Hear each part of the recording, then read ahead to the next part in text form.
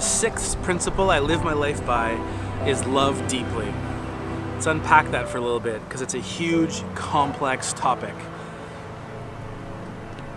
We all have different ways that we love. We can love things, we can love people, we can love experience.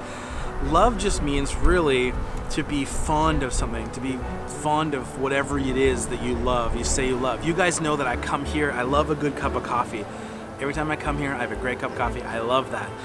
I love coming here because of the experience to this coffee shop. I love my Jeep because it gets me out in all the woods and does all that stuff.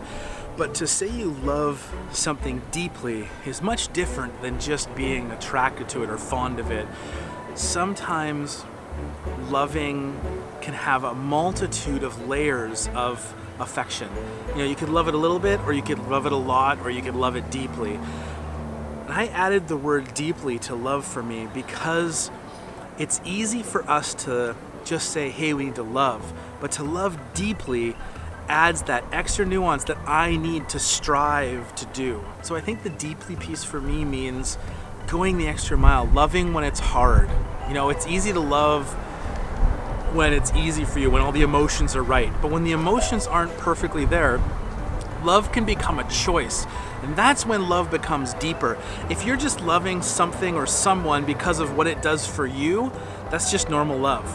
When you love deeply, it's when the emotions aren't there, but you choose and value the thing or person that you're gonna love to love them still. That's what loving deeply means, in my books. If you learn to love deeply, you will find your life will change, your relationships will change, everything, all your experience and your emotions and your feeling will change. Am I perfect at loving deeply? No. Oh my gosh, no. I'm not perfect at it. But this isn't about me telling you things that I'm perfect at. This is about me telling you, here's the principles I live my life by to try and make myself a better human being. Those are the principles. So the last one, or second to last one, we've got one more coming, is to love deeply.